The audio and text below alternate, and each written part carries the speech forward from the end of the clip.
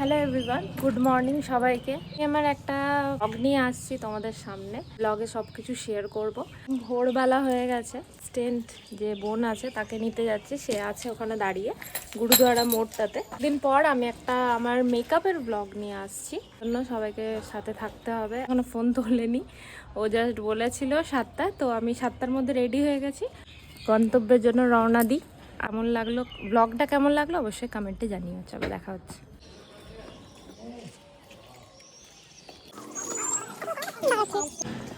শিউলি একটা মোটা হয়েছে, আর আমি একটু রোগা হয়েছি না।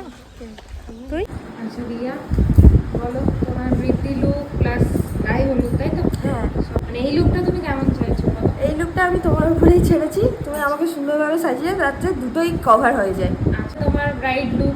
ব্রাইড লুক একটু বাঙালি হয় সেরকমই, একদম সিম্পলের মধ্যে। চোখ আর লিপ একটু ভালো করে করে দিও, বাস, যাতে বোঝা যায় যেটা আমি।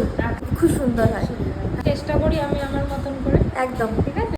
9th মার্চ 2026-এ সবাই যেরকম ব্যস্ত ছিল, আমিও ছিলাম আমার মিষ্টি ব্রাইড রিয়াকে নিয়ে ব্যস্ত। রিয়া শুধু মিষ্টি নয়, ভীষণ কোঅপারেটিভ, ভীষণ হেল্প করেছে, তাই কাজটাও ভীষণ ভালো হয়েছে। আমি স্যাটিসফাইড এবং ক্লায়েন্ট সবাই স্যাটিসফাইড। তো চলো আজকের এই ভিডিওতে পুরো গল্পটা শোনা যাক। সান, আচ্ছা দুটোই এসএস না? আর সংলগ্ন কোন ক্লাসে পড়ে? কি এসে বলো, তোমার ভিডিও দেখি না।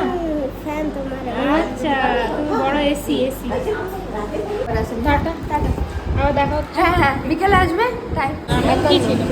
তাহলে স্ট্রো খাওয়ার বয়স, কিন্তু ওই আবারও এখন ওয়েট করছি আমার অ্যাসিস্ট্যান্টের জন্য, ও আসছে, ও এলেই বেরিয়ে যাব। তো সকালে আমার যে ব্রাইডের লুকটা সেটা শেয়ার করেছিলাম, সেটা সত্যি অনেকের ভালো লেগেছে।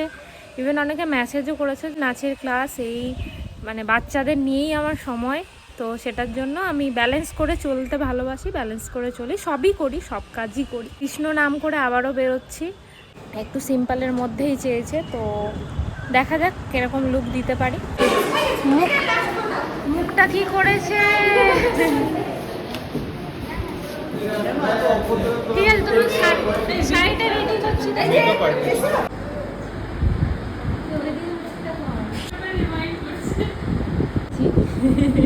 না, ভুলিনি। কলকাতা কেমন চল সেটা বলো, বাকি মেকআপ ঠিক ছিল? হ্যাঁ ঠিক আছে, তার মতো তুমি চোখ আর লিপ আমাকে ভালো চোখ করে আর লিপটাই মেন। হ্যাঁ, ঠিক ঠিক আছে একদম।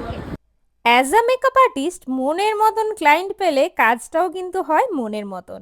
দেখলে বৃদ্ধি লুক সেরে আমি খেয়ে দিয়ে বেরিয়ে দুপুরে গিয়ে লাঞ্চ করে একটু রেস্ট নিয়ে চলে এসেছিলাম। বলো কেমন সাজলো? একদম যেমন খুশি লাইট সাজো। মেকআপ। না না না, একদম লাইট মেকআপ। আচ্ছা, হ্যাঁ, মানে আমাকে যাতে দেখতে সুন্দর লাগে সেই রকম তুমি একটা মেকআপ ওইটুকুই করে দাও, চাই তো? ব্যাস।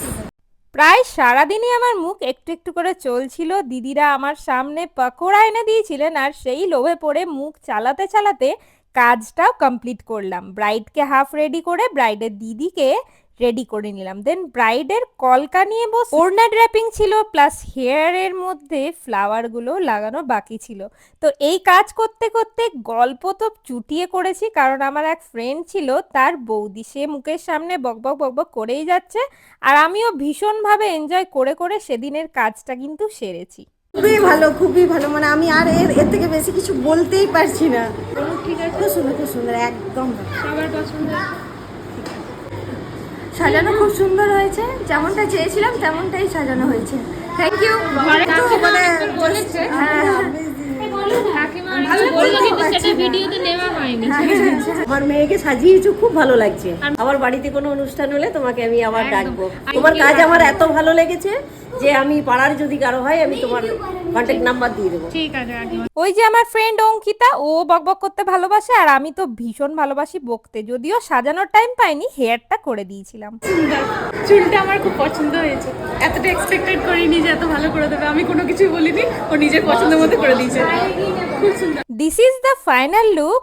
আর ব্রাইডকে কেমন লাগছে তোমরাই কিন্তু কমেন্টে জানাতে পারো। তোমরাই আমার মতন মেকআপ আর্টিস্টদের মনোবল বাড়াতে পারো একটি মাত্র কমেন্টে। অ্যাজ আ মেকআপ আর্টিস্ট ক্লায়েন্টের বাড়ির সবাই, বিশেষ করে বয়োজ্যেষ্ঠ যারা আছেন, তাদের মুখে যখন ভালো নাম শুনে বেরোই, তখনই কিন্তু মনটা মানে দিল গার্ডেন গার্ডেন। অ্যান্ড বাড়ির লোক এতটাই ভালো ছিলেন যে বাড়ি যাওয়ার সময় জোর করে আমাদের দুজনকে খাওয়াতে বসিয়ে দিয়েছিলেন।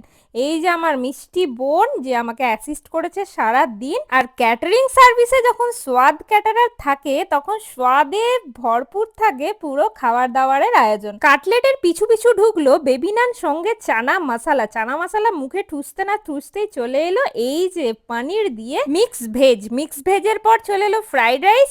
আর আমার তো ফোকাস আছে একটার উপরেই, সেটা হলো রাজা মাটন। শিউলির প্লেটের বড় পেটি পিসটার দিকে নজর না গিয়ে একদম সোজা ফোকাস করলাম এই যে গলে যাওয়া মাটনের দিকে।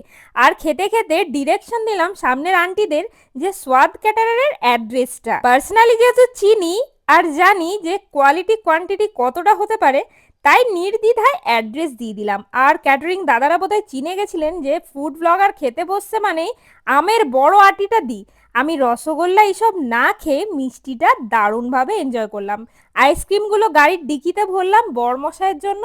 চললাম বাড়ির উদ্দেশ্যে। ব্লগ কেমন লাগলো বলতে কিন্তু হবেই। শিউলির কাজ শেষ, এখন আপাতত বৃষ্টি। 3 বার না প্রচুরবার লাইট গেছে, একটু স্ট্রাগল হয়েছে অনেকদিন পর। তো ঠিক আছে, চলো ব্লগ কেমন লাগলো বলবে। আর আপাতত লাইন চলে গেছে, এবার বাড়ি যাই। Tata, good night. Shiuli tata কর।